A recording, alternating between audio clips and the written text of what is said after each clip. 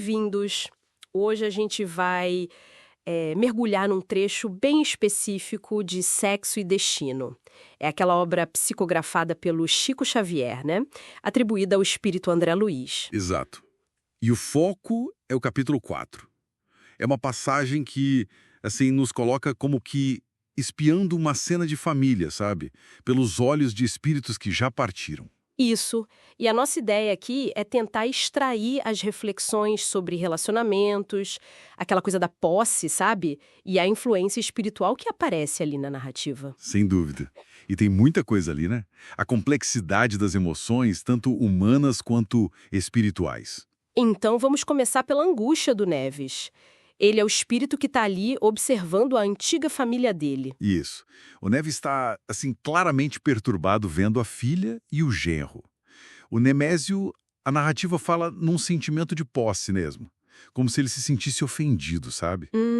Ele julga bastante o genro, o Nemésio, e ao mesmo tempo exalta a filha. Aí o André Luiz, que narra, né? Ele comenta como isso é comum, essa dificuldade da gente se livrar da ilusão de que as pessoas nos pertencem. E essa ilusão parece que continua mesmo depois da morte, né? Pelo que o livro mostra. Exatamente. Persiste. O André Luiz até tenta, assim, dar uma palavra pro Neves, lembrando que, olha, as portas do lar terreno muitas vezes se fecham para quem já foi. Entendi. Mas essa observação deles é meio que interrompida, né? Chega a gente. Chega. De repente, entram no quarto o Nemésio, o genro, e a Marina, que é a enfermeira da Beatriz, a esposa do Nemésio que está doente. Ah, sim. Eles buscam privacidade ali e dá pra sentir uma cumplicidade forte entre os dois. O Nemésio até fala dos planos deles, né? Esperando a esposa falecer pra, enfim, oficializar a união com a Marina. Nossa, e ele demonstra uma paixão bem sincera, né? Apesar de toda a situação delicada.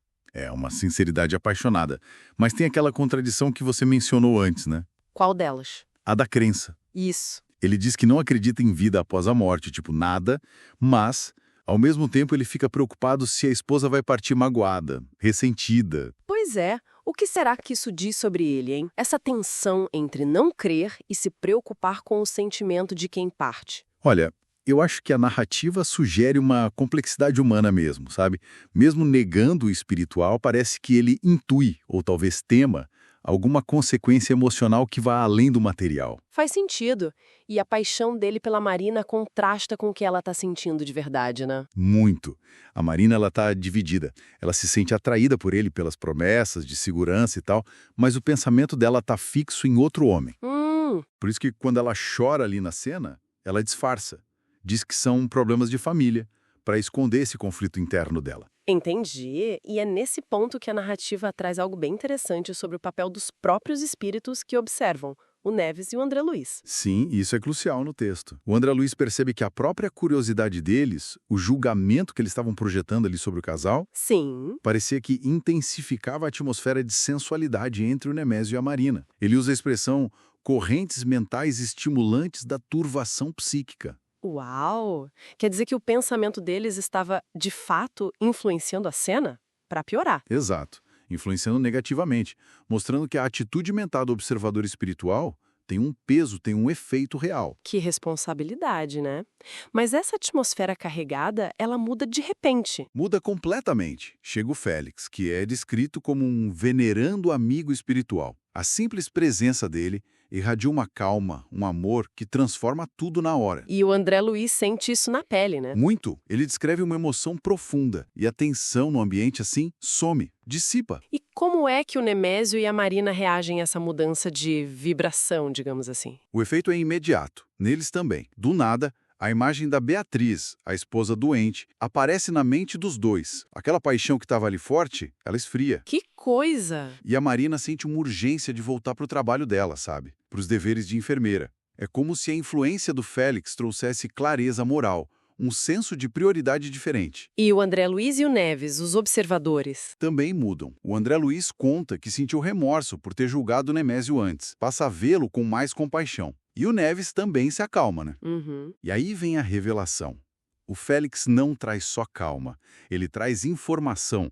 Ele indica que o Nemésio está muito doente, gravemente enfermo, sem saber, e que ele precisa de ajuda espiritual urgente. Nossa, esse muda tudo. Muda toda a perspectiva sobre o Nemésio. Completamente. Mostra a urgência da situação dele de um jeito que ninguém ali imaginava. Então, resumindo um pouco o que a gente viu aqui nesse capítulo, a gente tem essa questão da posse, que não acaba com a morte, né? É. A persistência do apego. A complexidade das emoções humanas, sinceridade misturada com cálculo e muito forte essa influência do pensamento e da presença espiritual, tanto para o bem quanto para o mal, né? Exatamente. Influência real, concreta, que pode adensar as sombras ou trazer luz, como foi com Félix. E revela essa conexão constante entre o plano físico e o espiritual. Fica claro que pensamentos e emoções têm um peso, né? Podem realmente afetar o ambiente e as pessoas. Sem dúvida. O capítulo sugere isso de forma muito direta. Eles não são só abstratos, eles moldam a realidade ao redor. E para quem nos ouve, fica talvez uma reflexão, né, partindo dessa narrativa. Será que as nossas emoções, os nossos julgamentos, mesmo quando a gente não fala nada, até que ponto eles podem realmente influenciar o ambiente e as pessoas à nossa volta, como aconteceu ali com os observadores espirituais? É uma ótima pergunta para a gente pensar, né? O alcance da nossa própria mente.